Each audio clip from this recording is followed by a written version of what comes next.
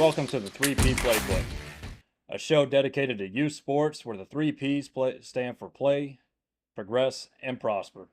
On this show, we'll cover how to get kids to play sports, what keeps them entertained and involved in them, and then only that, but what can we do as coaches, as parents, as instructors to progress them in this sport? How do we get them better? And then finally, we have our prosperity aspect of it. What are these kids going to take out of this sport throughout their lives? What life lessons are they going to learn, or are they going to go to the next level?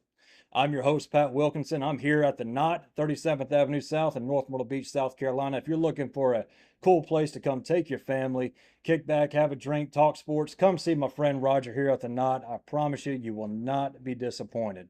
Getting right into our very first episode, we're speaking junior golf. And junior golf has been a booming atmosphere in the past 3 to 4 years. And I have no better person to bring on the first episode to speak junior golf than one of the biggest ambassadors, if not the biggest ambassador for junior golf here at the beach in South Carolina. And that is Mr. Ken Francis. Ken, thank you very much for being out here on the show. Thank you for having me. I appreciate this. So we're speaking junior golf, and I know you love junior golf. All right, my daughter plays in the Kids Under Armour Tour.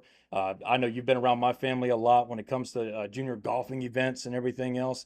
But tell me, for the listeners out there, give me a little bit of background about yourself. Yeah, sure. So I grew up playing golf. I was introduced to the game by my parents, who both golfed, and it was a very open invitation, so to speak, which I'll touch on later. But it was basically, what do you think about golf? And I'd tag along with Dad and run along the hole and find balls in the woods and things like that. And I always enjoyed athletics and played everything there was to play, which again we'll probably touch on later. But that's kind of how I got into golf, and then played some soccer in college, and after college decided to play golf professionally. So took a shot, some mini tour stuff and some local stuff, and found out I wasn't Tiger Woods. And that's okay. But I figured that out at a nice young age. And so I became an amateur again and started working in the sport of golf. When I first moved to South Carolina, I worked for a golf academy and helped grow their junior program. Yeah. And I think that's probably the genesis of my love for growing the game with kids, because I was one of them at one point, ultimately, right? Right. And then, multiple positions along the way. Worked for a club manufacturer out of California for many, many years. And then Under Armour gave me the call, and this is how I ended up here. Nice. And that's where I grew the junior tour locally. So, kind of some luck along the way, to be honest. Yeah, that's right. A little misdirection, if you will. Yeah. Leaving school at 21 years old, I would say that, I didn't exactly have the greatest plan, and I liked science, but I didn't want to work in science. I loved sports, and I wanted to work in sports. So I was fortunate enough to forge a path in my career through sports, and obviously particularly focused on golf. That's awesome. That's awesome. So you've been in the business for a while when it comes to youth sports and everything else. Tell me about the Under Armour tour. All right, first off, you said they gave you a call. What's your history with Under Armour? Because I love Under Armour. I think half of my wardrobe, if not 3/4, is nothing but Under Armour. Yeah. Yeah, go ahead and tell me about it. I love hearing that, of course, and we get that a lot, especially from people in athletics who are driven by performance and durability. Yeah, right. So I was working for a club manufacturer and got a call from Under Armour. It was a recruiting call. We've got a job we're interested in talking to you about, and are you interested? And so I, of course, listened, as any adult I think would when it comes to their career. And, after a few months of going back and forth on what the role might entail and whether or not I was perfect for it or not, I received an offer on Christmas Eve morning, and that was 6 years ago.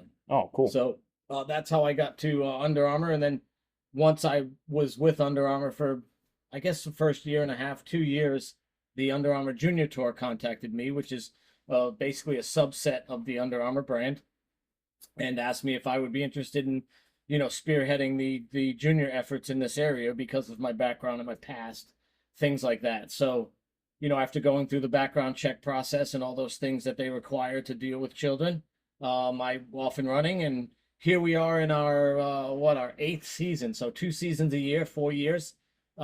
It's That's how it happened, and it's been for not just myself, honestly, but for my relationships with the parents and the kids, and even my wife's relationship to the kids in the junior tour. Incredibly rewarding. Yeah. I can't speak highly enough on that aspect, and I try to target that in every speech I give because at the end of the day, I'm not hitting a shot on this tour. Right. There's Right. not one single ball going in hole because of me making a 1 foot putt. Right. But in involving these families and these kids into the sport in an environment where they can have fun, feel safe, compete, and make friendships, it's everything. And I can say personally because the kids Under Armour tour was the first organized golf that my daughter Ava played in, and I think she started when she was 7, I believe, maybe just turned 7, but she's been playing in it, and she qualified for. Just first and foremost, I got to say the progression that I saw with her being able to play with girls that were, and it was a fun environment. Yeah, You know what I mean? So like that's huge. so she was playing with a couple girls that were all about having fun. They weren't beating themselves up about their score and this and that. But for that age group in particular, they moved the tees up a little bit, give them a chance to make good scores and everything else. But it teaches them essentially how to maneuver that golf course and understand that, hey, look, all right, so this is your second shot. Let's see if we can't get it on the green. Maybe we can get a birdie here, this and that. But we have the ceremonies at the end of every round where Yep. we got medals that are given out, and I know you put a lot of energy into it, which definitely everybody else feeds off of. And Good. I remember because I didn't at first. I thought that the girls and the boys were included in the it's 6 to 8, is it? Or For the lowest age group, it's 6 to 8. Yeah. Correct. Yes. so Ava's first event, I thought the girls and boys were included. So, we get done, and Ava didn't play bad. She shot the top of the girls there. She ended up putting the lowest score, but she didn't necessarily beat all the boys. So I was like, hey, buddy, good job, this and that. But before you know it, you had actually separated the group, and now we had a girls' division. Yes. So Ava was able, she ended up getting this first place medal out of the girls, which I thought was, it surprised me. And she'd been hooked ever since then. She's got a whole collection She of does. these. Yeah. She has a lot of medals. Yeah. But It's amazing. yeah, but you're giving the girls a chance to play as well, Yeah. and the age, how many age groups are there in? Yeah, there's 4 age groups: 6 to 8, 9 to 11, 12 to 14, and 15 to 18, which is predominantly dedicated. I should say dedicated, but it's predominantly consumed by varsity and junior varsity golfers in high school. Yeah. But back to what you were mentioning about Ava's first experience and the girls being separate from the boys. The brand of Under Armour has done a really good job over the years, especially in the last decade, of recognizing the accomplishments of women in sport. Right. Way overdue. Yeah. And I'm not saying that we're overdue by Under Armour. I'm just saying it's overdue in the world. Yeah. There's some female athletes out there that are, oh my goodness, Yeah, right. straight up amazing. Mhm. And we looked at it, or I say the brand, we looked at it from a perspective of we should be lifting everyone up in their category, right? Yeah. There's the boys category and there's the girls category, and the girls should compete against the girls. And we named the initiative Girl Power, #Girl Power. And I'm telling you, as soon as that was announced, it took off like wildfire, and all of us directors around the country were like, this is how it should be. Yeah. Girls should compete against girls. Co-ed is challenging, especially as they get older. Right. An 11 and 12 and 13-year-old boy is stronger and faster than most 11, 12, 13-year-old girls. Absolutely. That's just the nature of the physical makeup of a human being. Yeah. Right. And it's not really fair. No. It's just not fair. And at the end of the day, like I mentioned earlier, the environment that we're trying to create in the sport of golf should be for lifting kids and people up. Let them have fun. If they become a tour player down the road and they're on TV, well, that's great. But at the end of the day, for the here and now, it should be for that day. Was it awesome? Are they leaving, going home in the car with dad and mom saying, I had a great day. Yeah. I can't wait until I do it again. Right. That's the win. Right? Absolutely. The trophy's great, the medal's great, but that's the win. Exactly. And you can't do that if the boys and girls are competing against each other as much, I believe. Right. So I was on board 100%, just like the rest of the brand and the other directors around the country. I think we're 60 leagues now, so nationwide. Amazing. Yeah, the growth has been massive. But yeah, I appreciate you mentioning that because that's a really big deal to the sport. Exactly. Yeah. Now, and how long did you say the Under Armour tour was when was it founded? Yeah, that's so this is gonna be this year 2024 is the start of year 5. Awesome. So they had, I believe, 2 seasons prior to me. Right. So 10 seasons Okay. because I'm in my 8th. Yeah. So yeah, it's still young in its overall embodiment, really. Right. But man, the growth has just been Yeah. special. Yeah. They now and they have a spring season and then a fall season or the winter series Yeah, and some. spring and fall, correct. And they also have a nationals and Yep, then they have a worlds for correct. both. Yeah, And believe it or not, actually at the end of this week, I'm taking Ava for down the to Destin, nationals. Florida. We're Yep, going to go down to the nationals and see what we can do. It's her last year playing in the 68. Then she moves up to the big girl tees off the yeah, Reds, you know, for yeah, her next division. yeah. So, but Yeah, because champions go to the nationals, and Ava's yeah, a champion. So yeah, I wanted to say make sure I said that. right. Ava's a well-deserved champion as well. So yeah, nationals are coming up. There's a winter nationals which follows the fall season, Uh-huh. and there's a summer nationals which follows the spring season, and then there's a world championship which is also in the summer. And the world championship is this is going to be its this second one. The world championship is basically for all the folks who competed in the nationals and performed at a high level to be able to get an opportunity to take it to a world stage against cultures, players, and individuals from other parts of the world. Brazil and China and Australia, and I mean, the list goes on and on. Yeah, right. Canada, and that's amazing. Yeah, Not necessarily just for the stacking up against other kids around the world aspect, but again, forging friendships, absolutely. building relationships with other parents and other kids. The trophies are great. I can't say that enough, but the win is the relationships. Right. And at Worlds, you get a little bit more exposure. Yeah. The I think the player that won her age group last year was from São Paulo, Brazil. Oh yeah. You spoke mostly Portuguese and very little English, but now they're friends with kids in the Carolinas and Florida and Michigan and all over the country. It's really cool. Yeah. Yeah. Yeah. And so they have the nationals, they have the worlds. Now during the normal season, I know we just came out with the roster for this year Yeah. in the spring season. How many golf courses do we have? And especially talking golf at the beach here, I know we've been able to play at really, really cool places. Yeah. And I've actually been jealous because I'm on the bag, caddying for Ava. She Yeah. gets to play, but Flinging the stick. yeah, Yeah, there's obviously here in Myrtle Beach we have a tremendous amount of golf courses, close to 90 if I'm not mistaken. hmm We've been very fortunate to have the relationships with golf course owners and professionals and GMs and directors of golf, obviously, to be able to take us in right, and give us a hug and say, "You're welcome at our place." So in a season, we need to play 6 9-hole matches. This particular season, 2 of those are going to be 18 holes, which is now a newer feature of the tour. yeah, We find that to be an advantage in the scheduling sense right, for not just our end, but even for the parents, where instead of it being 6 separate weekends, now it's 4 separate weekends. And if you're going to be at the course anyway for 2 hours, why not 4? Right? yeah, right, So that's been a nice little change. But the ability to get a golf course in the spring and the fall in Myrtle Beach is really challenging. oh yeah, Right? There's a lot of tourists in town and they're enjoying our weather and they're here on their golf trips, and that's what our golf environment is driven on. That's amazing. yeah, right, It just makes it a little more tough, but we've been, really fortunate, lucky, and ultra thankful to have these people say, "We can give you a spot. It's this day, it's this time. Come on out, bring your tour, and do your thing," right? right, And so ultimately, I hope that continues. We've been fostering relationships for many years, me specifically, as well as our brand, yeah, and even the junior tour. And like you said, I mean, shoot, our lineup last season was unbelievable. I mean, oh we yeah, had 4 of the top 5 golf courses in the area on our list, hmm and that was great. We have another great lineup for this coming season.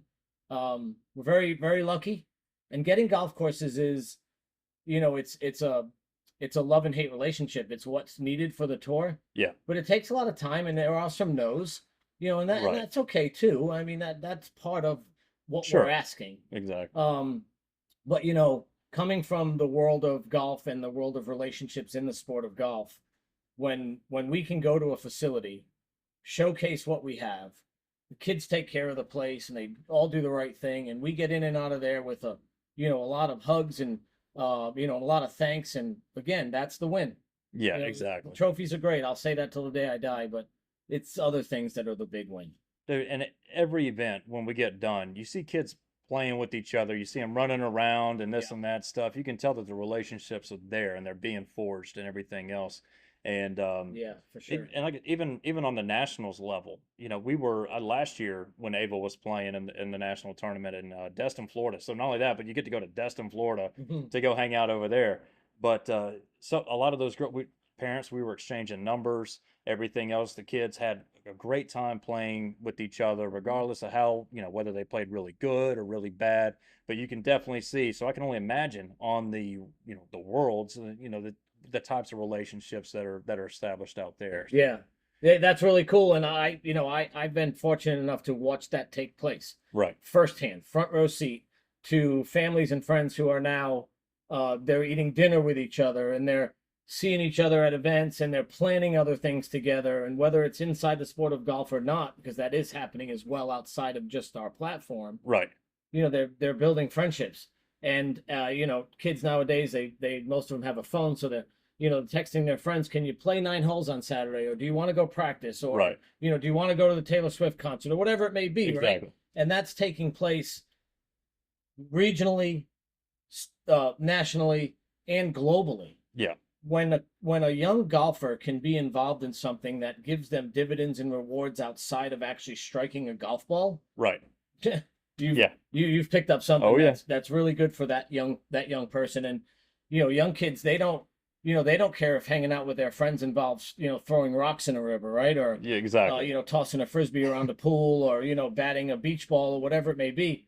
It's what takes place at the end of our events as well. And kids are running around on the grassy areas. And there's no truth to the rumor that the coach Ken has jumped in on some of those events as well. Sure. I've Oh, yeah. little bit of wiffle ball, various things, and tossing a football. So Yeah. yeah, that's really all cool to watch. And I I get the best seat in the house, Absolutely. which is pretty cool. Yeah. Yeah. Yeah. So, like I said, here on the 3P playbook, all right, we got the 3Ps. And so let's open up the playbook real quick and let's just talk about playing in general. Okay, All right. What all is out there? I know we'll preach the Under Armour tour because it's awesome, right? thank you. But what else is out there for, let's say we have a kid that just is just starting with golf, right? They want to go out there and they want to try it out. You have a parent that's like, all right, what's my first step to get my kid to play? Yeah, the $1 million question, Right. right? And this is probably the one that I like fielding the most. Great. Because again, I've been down the path and I've also helped fester some of those paths for various kids and families along the way. The first and foremost thing that I will say is it needs to be a fun environment. Hmm. There's not a single youth player, especially the young ones on this earth, who are playing in the Masters. Right. Right? They're not playing in the Open Championship in Scotland or England or wherever it may be. They're building something. It Hmm. needs to be fun first. Right. Because of it being fun first, I always start with the outlets that are the most fun. Things like putt putt. Right. Things like going along with maybe someone in their circle of influence, like a family member or a friend, and just riding along, seeing what Hmm. it's like out on the golf course. Hand them a putter on a hole and let them make a putt if they're truly that new to the game. So I think the first circle of influence is, the family and the friends that are close to that individual, and giving them opportunities. Whacking a bucket at the range. Yep. And I say whacking because it should be whacking. Right. Yeah. That's what it actually should be. Sure. Tee that thing up, grip it however you want, and mash it. Yeah. You just whack the crap out of it. Right. And let that be kind of an introductory aspect. Yeah. Fun first. Hmm. When you start talking about those levels of fun beyond, say, putt putt or top golf, or those sort of environments, or even a simulator that might exist in a pub, Yeah. or Pop Stroke opening here soon in Myrtle, things like that. Let them enjoy all of the aspects. Let them pick a favorite player on the tour or the LPGA tour. Let it be Nelly Korda, let it be Rory McIlroy, whoever they want it to be, right? Yeah. Keep all of those things fun and engage them that way. Right. Beyond that, when it comes to growing them into the sport, Hmm. see if they're interested in going to an academy. There's a lot of youth academies in town that run in the summer. It's typically a week long at a golf school. One that comes to mind is one that I helped grow back in the day, Classic Swing at Legends. Great program. Yeah. 4 hours, 4 or 5 days in the summer. Very inexpensive. They gain a ton from that. There's fun involved. Yeah. There's probably going to be a cupcake here and there along the way, you Right. know, Oh yeah. and other things and little games. Sure. Those are great outlets, especially for the younger player. If that younger player is interested and has the bandwidth, let them work with and talk to someone who is in the sport of golf, whether it be hanging out at a golf course helping pick the range, Yeah. or maybe it's getting a lesson from someone that they trust and or love. It could be a family member or a friend. You know, your brother comes to mind, people like that, right? Yeah. So those are really some of the better ways to be involved and to get them into the game. And of course, one step above that would simply be the avenues for competition. Yeah. The Under Armour Junior Tour, South Carolina Junior Golf Association, PGA Junior League. Yeah. There's a lot of things out there Oh, yeah. that kids can be involved in. And they all kind of have their own little thing, right? I mean, the Junior Tour is individual, it's 9 holes, there's medals, there's nationals, there's worlds. PGA Junior League is a team event, Yep. right? You're part of a team, so that's different. Right. And South Carolina Junior Golf Association is even different than that. They Yeah. play on Mondays, it's all local. I mean, there's a lot of those avenues around. And I've said for, you know, ever really, every kid's going to be different. Yeah. There'll be some kids that will love the competition aspect of the sport, and others are going to be the weekend warrior, if you will. Right. Yeah. They're going to grow up in the sport of golf with their family or friends, and they Mhm. might take on a job, a teacher or a police officer or an accountant Yeah. or a nurse, and then they're going to play on the weekends with their friends Sure. and play music loud, which a fan of, Right. and do what they want in sport of golf recreationally. Every kid's different. Yeah. We won't know that in the beginning. It Right. takes time to fester that kind of knowledge, right? And build where they live in the sport of golf. But there's a lot of avenues. Yeah. Even, you know, from the fun, the very elementary sort of fun, let's just beat some balls on the range and, you know, and laugh about it, to a league at Top Golf or an instruction or putt with your buddies every Saturday morning, or whatever it may be, all the way up to national championship. Yeah. Right. You know, there's a lot of avenues. Sure. Sure. Now, moving on to the progression, right? Let's say a kid's playing, all right, cool, and they love the sport. Now, I've always said that you cannot force a kid to love a sport, but you can also, as a parent or as a coach or as an instructor, you can make them hate the sport. 100%. So if and so let's go through. Let's speak the Under Armour Tour for a second. Parents have the ability to be able to be on the bag, right, Correct. to caddy for their kids. Encouraged. Now, what are some do's and don'ts when you're on that bag? Yeah, I mean, that's a pretty loaded question. Yeah. I'm gonna try to give you the shortest version I can. Right. The first, let's do the do's, right? Let's Mhm. do the positives first, because that's kind of my vibe. Right. Do create a fun environment for that child, right? Yep. Do make friendships. Mm-hmm. Do encourage even the wrong things that take place, because the sport of golf is really hard Mm-hmm. and it's ultimately individual. Yeah. Right. So the player is responsible for everything that they do. Even if caddy, dad, mom, brother says, "Hey, we should hit a 7 here and it should have been an 8," the player is ultimately responsible for the outcome. Yeah. That can be really challenging, but always have the encouragement aspect in the do part of your question. Right. In the don't part of your question is really one thing that stands out to me: limit expectations. And Yeah. I've recently spoke on this. I've had a lot of conversations about this in similar platforms to your podcast, but expectations are killing the sport of golf with kids. And a lot of times it comes from an actual number. We gauge their play on numbers. Right. You know, what did you shoot today? Okay, I shot 40. Well, that's good for first. Mm-hmm. Well, what did you shoot today? I shot 35. Well, sadly, 2 people shot 34. You're in third, right? We gauge it based on numbers, but the expectation of shooting a number is the cancer of the sport. Yeah. And I hear it all the time. A young player will show up. Them and their caddy are talking about maybe the things they did during the week and maybe some practice or pitching and chipping work they've put into their craft. And I want to go and shoot par today. Immediately I cringe. Yeah. Because that's not fair. Right. That's not fair to a tour player, let alone a young golfer. Sure. So I think managing expectations is the biggest don't that should exist when kind of growing the mindset of a youth golfer. Yeah. let everything take place shot for shot, because this is a unique sport where a great shot can become a bad thing Yeah. and a bad shot can become a great thing. Right. We've all seen it. Yeah. We've seen a terrible shot bank off a tree Yeah. and end up a foot or maybe even in the hole or whatever. Yeah. Or a player hits a rake by a bunker, it pops it up and it's on the green, they roll it in for birdie. That's just the nature of the beast, right? Sure. That is the sport of golf. Yeah. Expect the unexpected. Right. Well, keep those expectations off the table first and foremost, in my opinion. Yeah. At every level, really. Yeah. Gotcha. So after a round, let's say if you did need to work on something, right? How do you approach that? Let's say let's say Ava's age. All right, so we're talking an 8-year-old. Okay, and I'll give you an example of this. First and foremost, before I get into that, us as parents and as coaches, instructors, or whatever, we got to be mindful about the example we're setting as well. And I'll say this because me and her were out playing one day, and this was right before we went and played on just one of our normal events with Under Armour, and I missed a little 3-footer, and I reached over the hole and I popped it back, and made it, did the whole reach over. Yeah, you raked it in, which is technically illegal. Yep. Yeah. Guess who did that during the Under Armour tour the next day? You She know what I did. mean? Oh yeah. Yeah. But then before, and of course I'm like, what just happened, kid? We don't do that. But who's setting the example over here? She saw me do it. on I'm you. dad, right? Yeah. So, Yeah. but so when we start working on specific skills, right?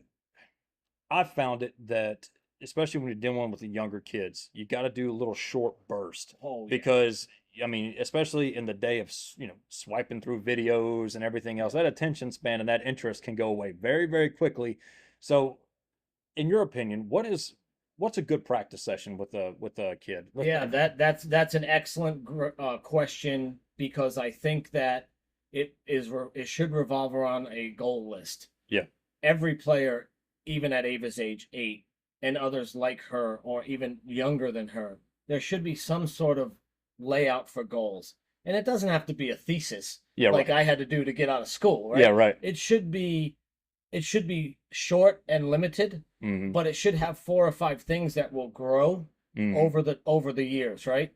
And why I think that is important is because it gives a player the opportunity to have a tracking metric in their game. Gotcha. Always create a goal oriented list Mm-hmm. and then work and build and mold it as time goes on. But the most important thing on that list should always be the short game. Yeah. I'm one of a million people who talk about golf in the world, right? Right. But I think that if you ask the top 50 instructors in the world, 2 of which are in our state, they would tell you that grow your short game. Yeah. That's how you score. Right. And the tour players that we watch on television, there's a few big differences between them and even a scratch golfer at a club. Yeah. But one of them is that their short games are unbelievable. Right. They get up and down like they're supposed to, miss the green, get it up and in a lot. Yeah. I mean, it's a big number, right? And that's one of the biggest differences that we see in the growth of a player. It's great to hit it far. It's great to hit it straight. It's great to hit all your greens, but the game is not going to allow everyone to do that all the time. It's part of the way the game just is. Toss in 20-mile-an-hour wind and hitting greens in regulation could be a real challenge for Sure. a 9-year-old player. Yeah, right. Regardless of talent. Mm-hmm. So the ability to chip and putt well should be the focal point of that list. Back to the start of your question. When the round is over, Mm-hmm. there should be a review with the player and or the caddy or the spectator, the parent, the brother, the sibling, whatever it may be. Where were our strong points today? What are some of the things that we did well? What are some of the things that we would like to work on immediately? And what was your shot of the day? Every time I play, I've been playing golf for 43 years, I always ask the people I play with at the end, what was your shot of the day? Yeah, right. Because again, I want to encourage them and remind them that they did something amazing. Yeah. My wife is a high handicap new golfer who chipped one in yesterday for Paul.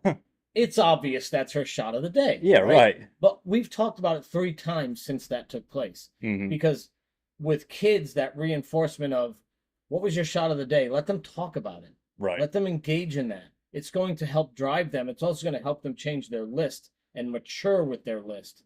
So start with a list. Mm-hmm. Start with a worksheet, if you will, 4, 5, 6 things on it, and dig from there. Yeah. Well, how long do you think a practice session should be? If it's a short game session, it should be 60 to 75% of the total time. Yeah. So if a player's ability to practice in a week is say 2 hours, Yeah. around an hour and 25, 30 minutes should be from 50 yards and in. Yeah. And that's where I gauge short game number. Some people say it's 100 and in.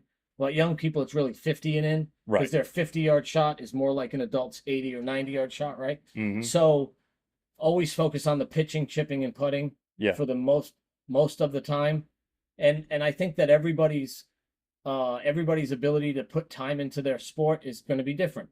Some kids are studying at a high level, or maybe they're in programs involving math and science and technology and so forth, so on, a STEM program maybe. Yeah. Or they have other activities, could be Girl Scouts, could be gymnastics, and those are great. Yeah. And we at Under Armour really encourage being multifaceted within sport, activity, and hobby. Absolutely. We encourage it 100%. If you're a solo artist, that's not the best way to go. Right. So everybody's path is going to be different. Yeah. But it should be when they want to do it, number one, when it stays fun, and when they have a goal to go after.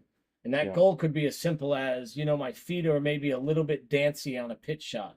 Right. Let's work on footwork today. Could be a 20-minute session and they get it. Yeah. Could take 40. Every player is different, right?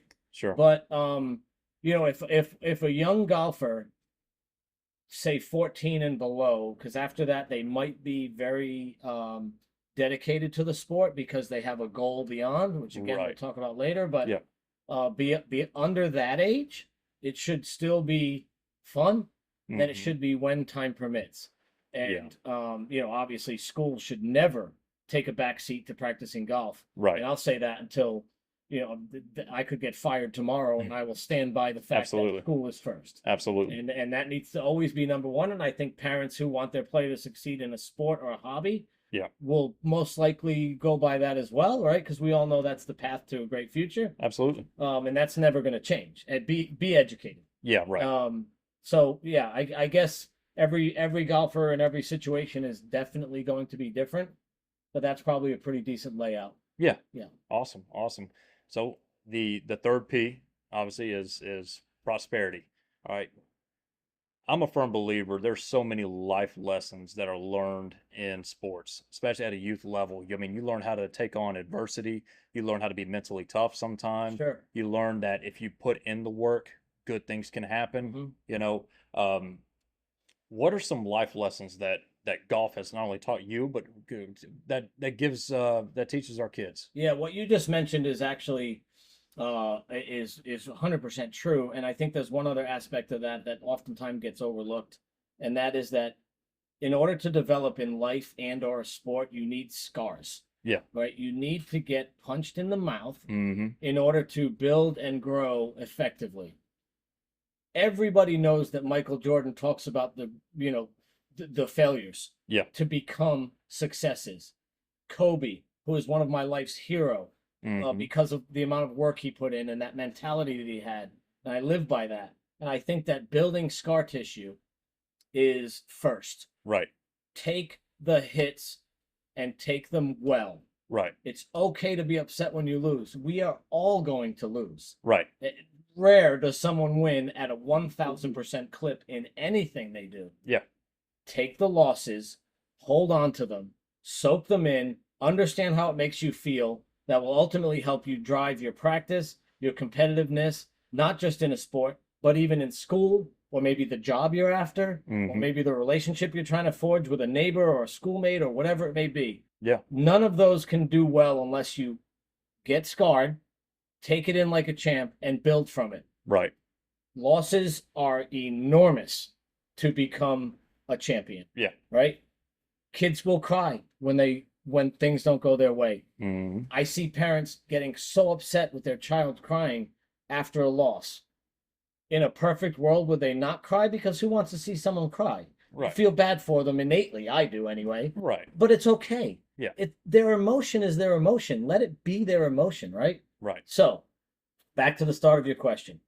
If you're going to prosper in sport and in golf especially, get beat up, get knocked down, get your butt up, and then chase something different.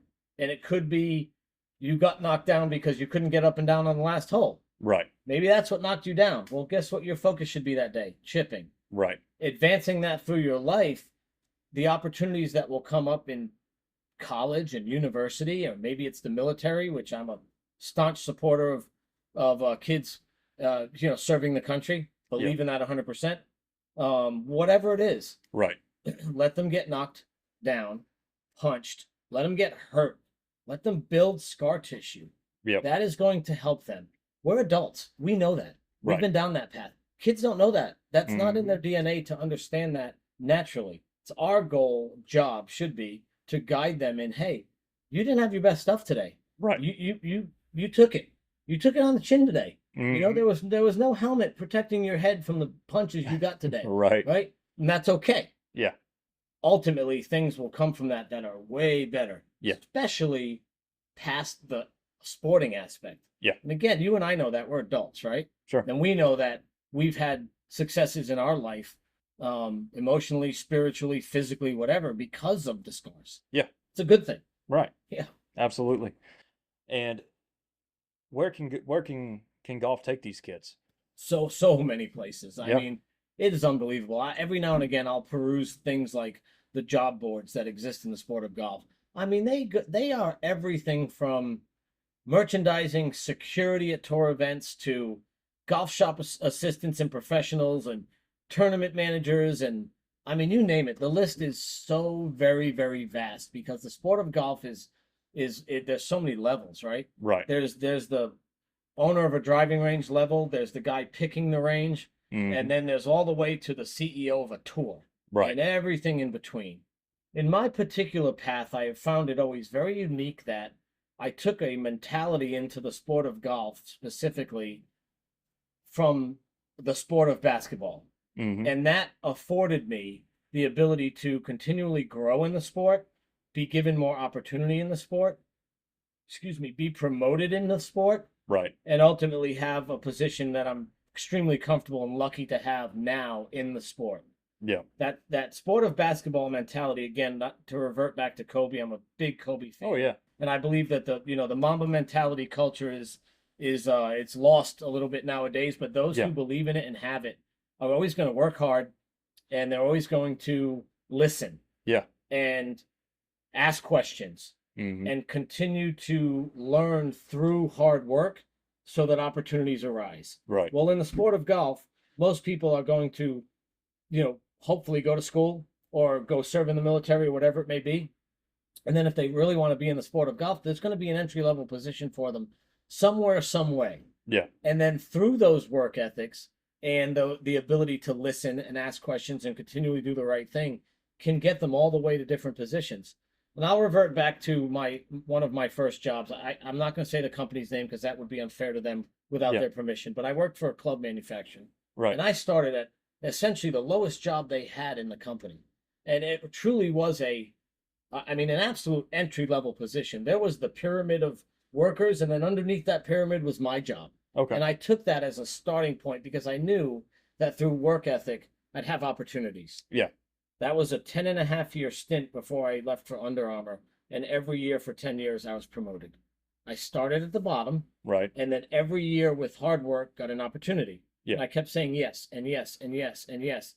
And ultimately, at the end, I was leading 180 people nationwide. Oh wow. And so that particular story, I think, is actually really consistent even at green grass level, management level, Mhm. club manufacturers, tournament level. Right. Do the work. Yeah. The sport of golf, not just in the ability to play it well or poorly, but it's one of those things where through careers and what it can give someone as a career will always go back to how hard of a work ethic they have. Yeah. That's what golf festers. Nobody in management in golf who Mhm. makes way more than us didn't put the work in. Right. That's the way it goes. Yeah. So always be the hardest worker in the room. Always ask the most questions. Yep. And for the love of God, be kind to people. Right. That will just take you to the moon, you Yeah. know? And that's what Sure. our sport is. And my wife says it all the time that you'll find a lot of nice people in the sport of golf. It's true. Yeah. It does give life lessons, like you mentioned earlier, that can give some scarring, some discipline. Sure. That word I think is underused, but it can give you discipline, which ultimately, will create a higher level of manners, respect for other people, the ability to shake hands, look someone in the eye, tell them exactly what you're thinking and how you feel. Yeah. There's no reason two adults or even two kids can't have an open conversation about anything. Right. They're just conversing. Nowadays, I think there's so much of that lost, where people can't have an adult conversation and difference of opinion. What's wrong with that? Exactly. That's okay. Talk it out. Yeah. And I think the discipline really, allows people to do that, especially young people growing in that aspect of their game and their life. Yeah. They'll get chances down the road if they want them. Yeah. They have to put the work in. And I know, and we'll kind of wrap it up on this, because I got to ask you,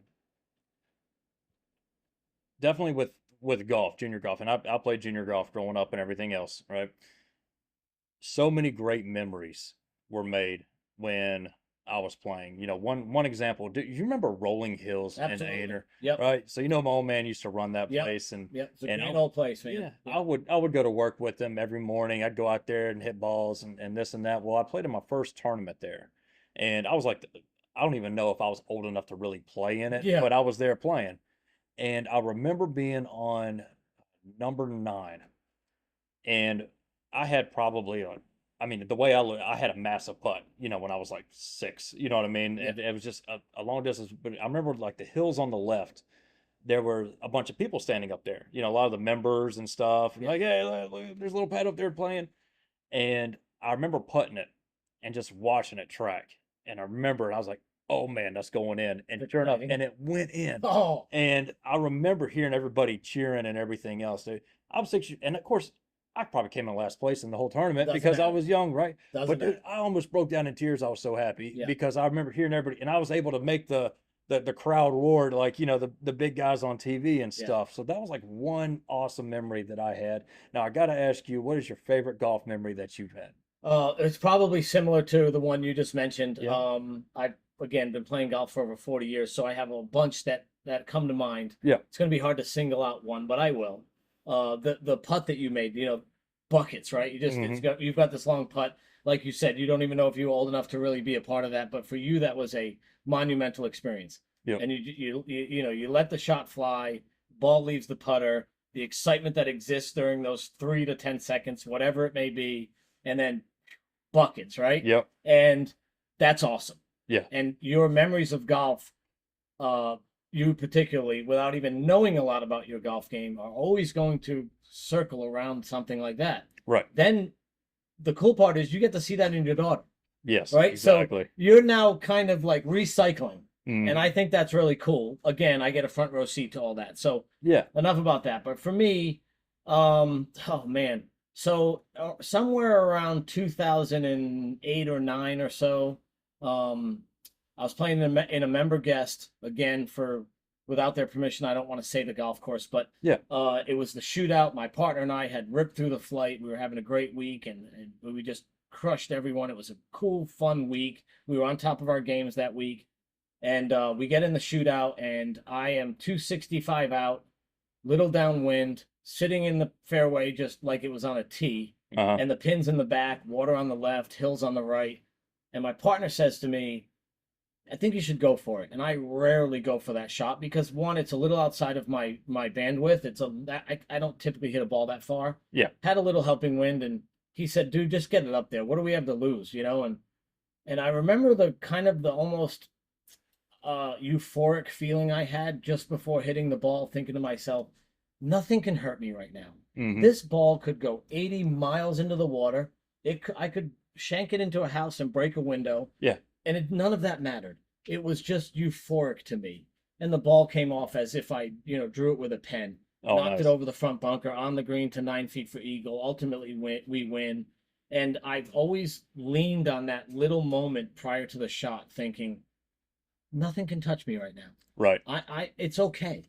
Yeah. 'Cause it's still golf. I'm having the time of my life. My partner and I have enjoyed a great week. I've made friendships. We're just living it up. Yeah. It doesn't matter where this ball goes. Right. And it I think actually helped the shot.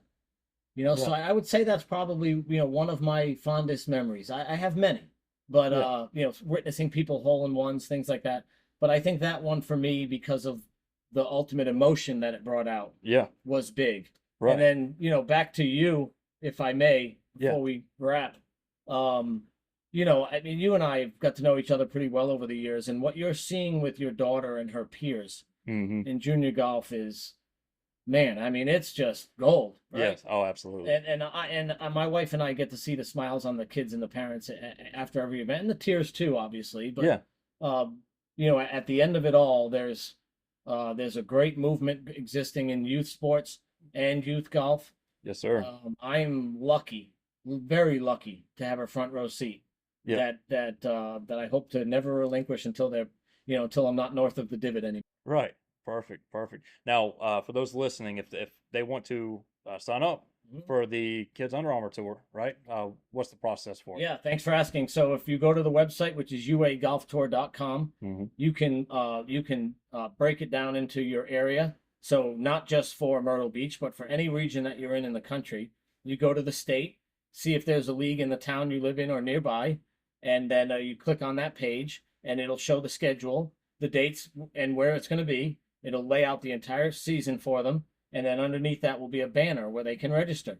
Oh. After that, it's very self-explanatory. I will say it's easier to do from a computer or an iPad than a phone. Yeah. But that's basically the path. The uagolftour.com site is full of great wins and great stories and some awesome photos and the All-Americans, which we have one obviously in Myrtle Beach. I think that's super cool.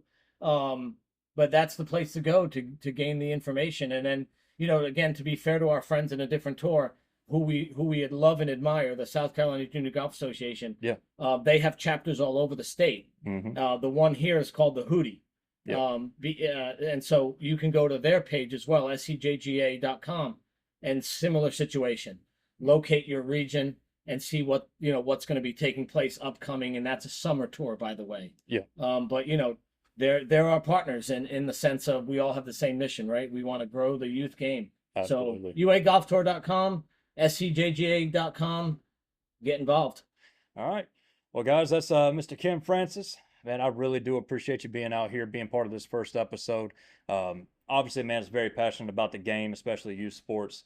Remember, check out the website. Be part of this growing movement that's happening. Get invested with youth sports, and don't forget the playbook.